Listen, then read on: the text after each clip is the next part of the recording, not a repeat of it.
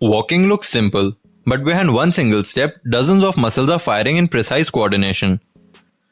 In this video, we will study the anatomy of the muscles of the lower limb. So without wasting any more time, let's get started.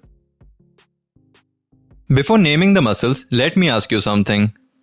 Should we memorize muscles one by one or classify them logically? Exactly, classification first.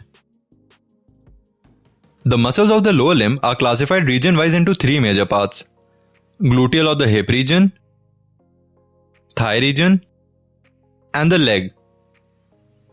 In this video, we will focus mainly on the muscles of the gluteal region first. Starting with the first question, which joint do you think the gluteal muscles mainly act on? Correct, the hip joint. The gluteal muscles are further divided into superficial and deep group. For the superficial gluteal muscles, think of these as the power muscles of the hip. These muscles mainly produce extension and abduction of the hip. The superficial group includes Gluteus Maximus, Gluteus Medius, Gluteus Minimus, and Tensor Fasciae Latae. The actions of the muscles of the deep group are mainly stabilization and lateral rotation at the hip joint. The deep group includes Piriformis, Obturator Internus, superior gemellus, inferior gemellus, and the Quadratus Femoris. Let's discuss these muscles one by one and see their origin, insertion, action, and the nerve innervation. Starting with the first muscle, the Gluteus Maximus. It originates from the gluteal or the posterior surface of the ilium, sacrum, and the coccyx, and gets inserted to the iliotibial tract and the gluteal tuberosity of the femur. This muscle is the main extensor of the thigh and also helps in lateral rotation. It is supplied by the inferior gluteal nerve. Let's have a look. If we zoom here, we can see this bone is the ilium. And when we rotate it, we can see the posterior surface. As you can see, the muscle originates from the ilium, sacrum, and the coccyx. This is the point of insertion, the iliotibial tract. Just below this muscle, we have the inferior gluteal nerve, which supplies this muscle. Let's try to answer a question. Which muscle do you think helps you rise from a sitting position? Yes, the correct answer is the Gluteus Maximus. Let's see how. As we already discussed, Gluteus Maximus is the main extensor at the hip. So this is how it helps in standing from the sitting position. Next muscle is the Gluteus Medius. It originates from the gluteal surface of the ilium, and it gets inserted to the lateral surface of the greater trochanter of the femur. The action of the muscle is abduction and medial rotation of the limb. It is supplied by the superior gluteal nerve. Let's have a look. We need to remove the Gluteus Maximus muscle in order to see the medius clearly. So as you can see, this muscle is the Gluteus Medius. And you can see it originates from the gluteal surface of the ilium and gets attached to the lateral trochanter of the femur. Next muscle is the Gluteus Minimus. The Gluteus Minimus is the deepest and smallest of the superficial gluteal muscles. It is similar in shape and function to the Gluteus Medius. It originates from the ilium and converges to form a tendon, and gets inserted to the anterior side of the greater trochanter of femur. The action of the muscle is abduction and medial rotation of the limb, and it is also supplied by the superior gluteal nerve. Let's have a look. As we discussed that it is the deepest of the superficial group, so in order to see this muscle, we need to remove the Gluteus Maximus. So this muscle which you can see is the Gluteus Minimus, and you can see it originates from the ilium and gets inserted to the anterior side of the greater trochanter of femur. After removing this muscle, we can see this nerve, which is the superior gluteal nerve, which supplies both Gluteus Medius and the Minimus.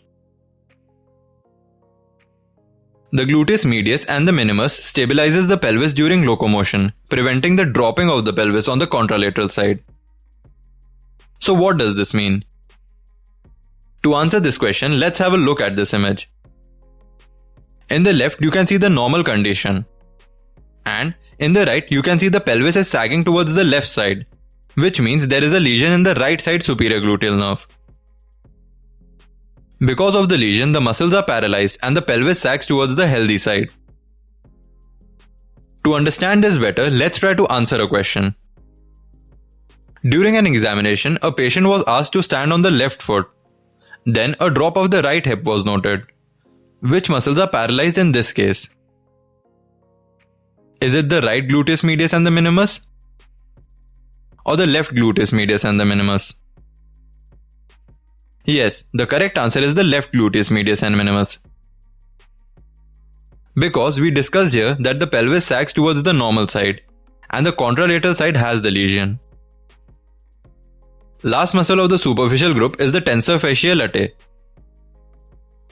It originates from the anterior iliac crest attaching to the anterior superior iliac spine and gets inserted into the iliotibial tract, which itself attaches to the lateral condyle of tibia.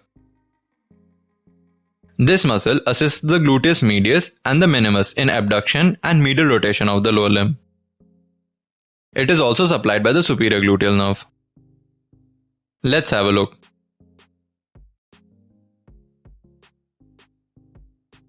When we remove this iliotibial tract, we can see this muscle, which is the tensor fasciae latae.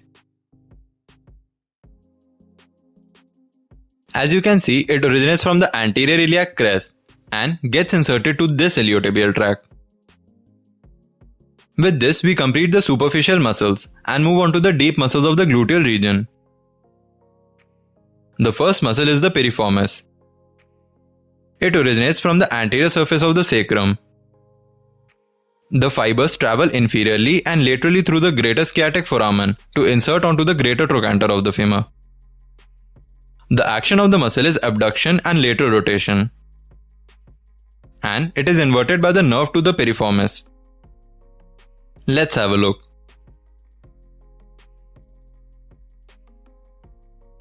Here, after removing the gluteus maximus muscle, this horizontal muscle which you can see is the piriformis. You can see it originates from the anterior surface of the sacrum and gets inserted to the greater trochanter of the femur. When we remove this muscle, we can see this small nerve which is the nerve to piriformis. Next muscle is the obturator internus. It originates from the pubis and the ischium at the obturator foramen. It travels through the lesser sciatic foramen and attaches to the greater trochanter of the femur. The action of the muscle is abduction and lateral rotation, and it is supplied by the nerve to obturator internus. Let's have a look.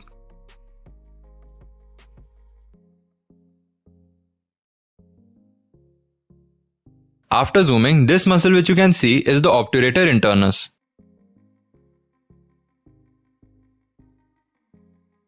Let's hide other muscles so that you can see how it originates from the pubis and the ischium. And you can see it gets attached to the greater trochanter of femur. Just above it, we can see this nerve to obturator internus. Third and the fourth muscles are together called as the gemelli, superior and inferior. The gemelli are two narrow and triangular muscles. They are separated by the obturator internus tendon. The superior gemellus muscle originates from the ischial spine. The inferior from the ischial tuberosity. They both attach to the greater trochanter of femur. The action of both these muscles are abduction and lateral rotation. The superior gemellus muscle is innervated by the nerve to obturator internus. The inferior gemellus is innervated by the nerve to Quadratus femoris. Let's have a look.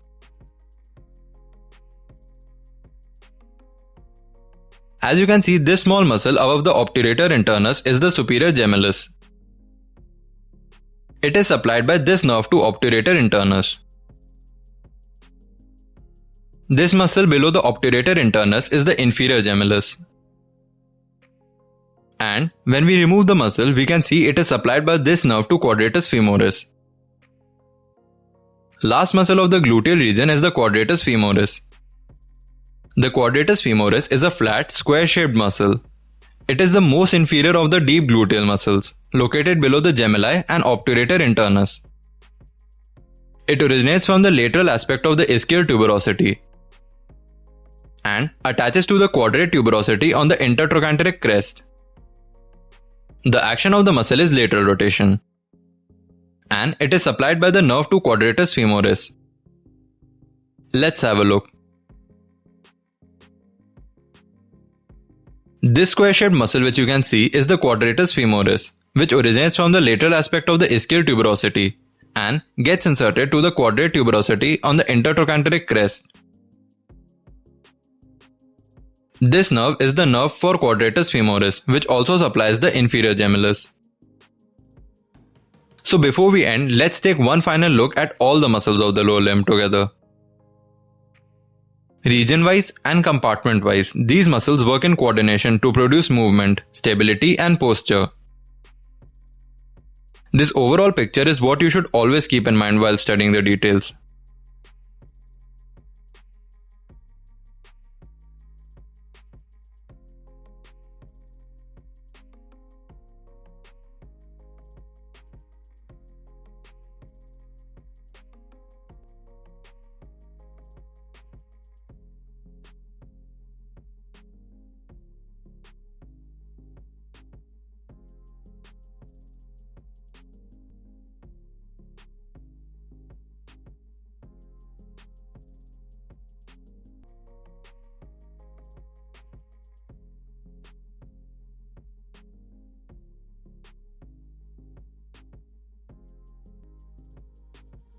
So that is it for this video guys. We will cover rest of the topics in the next video. Don't forget to subscribe the channel and follow us on Instagram. Links in the description.